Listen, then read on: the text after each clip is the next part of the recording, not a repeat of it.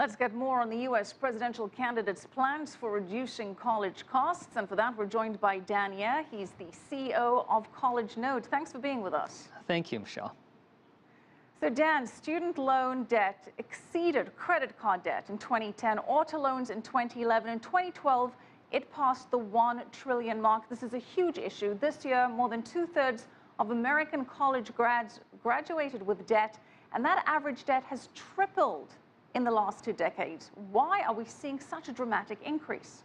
Well, there are two main reasons. Number one, you're seeing the cost of higher education going up significantly in the past 2 decades, surpassing inflation by a huge chunk. So as the cost of college go up, the students have to take on a larger amount of loan in order to pay for college. So that's one of the reasons. And the other one of the reasons is that the dropout rate has been going up as a result of the rise of for-profit colleges. So right now in this country, more than 2 in 5 students do not finish a 4-year degree within the 6-year period. So when you have so many students that drop out of college, they are sagged with debt, but they do not have the higher income with a college degree. As a result, we have the number of student debt going up significantly. Well, you know, Dan, some argue that student loan debt is increasing because government grants and support haven't been keeping up with the pace of increases in college costs, and that even though the government does get a big increase in income tax revenue from the college grads that do finish, the government is not carrying its fair share of college costs here in the U.S. What do you think of that argument? I think that's a very valid argument. Our economy is transitioning. So if this were 50 years ago, you could graduate high school and get a job in the factory and get on with your life. But now, if you do not have a college degree, it's very hard to get one of those so-called good jobs. So because of this transitioning economy, I think it's the job of our government to help the young people better prepare and get on with their lives, because they are the people that will be paying our Social Security, in 40 years' time. So it's within our interest to help them.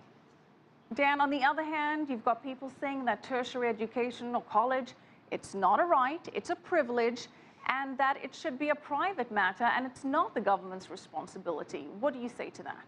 Well, it's interesting. The people who are saying that are people who are coming from an older generation. If you go to University of Washington 30 years ago, the tuition was $720 per semester. So you can pay your college bill by taking on 2 jobs during college. However, with the inflation in higher education tuition, this is no longer the case. And as a result, we need to help the young people with this change in situation. But when we say help, when we say government, ultimately that comes down to taxpayers. And some taxpayers say nobody helped them with their student loans. They had to pay for it. Now that they're making the income, it's not fair that that income should be taxed further and go towards other people. What do you make of that? Well, again, situation on the ground change, and as a result of this change, we need to adapt in order to plan 10, 20, and 30 years ahead of time.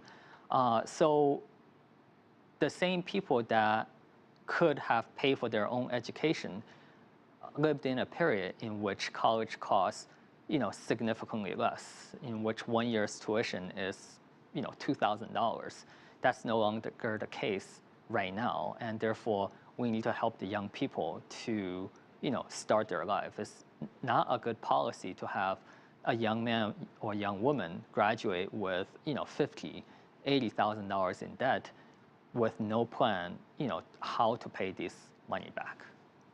Well, one of the interesting proposals in presidential candidate Donald Trump's plan is he's saying that universities should be held more accountable on how they spend their endowments. And he says that colleges that don't use their endowments to lower tuitions could lose their tax-exempt status. Is that a possible solution?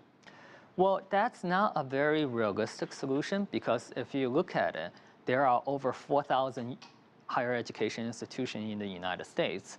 And schools like Stanford or Harvard tend to get the overwhelming amount of attention, but they only educate a very small amount of American students. Over 85% of American students go to public schools, and public schools do not have an overwhelming amount of endowment. And so therefore, the solution that he proposed really have not much bearing on reality in terms of solving the problem for everybody. Okay, thank you so much, Dan Ye, CEO of CollegeNode.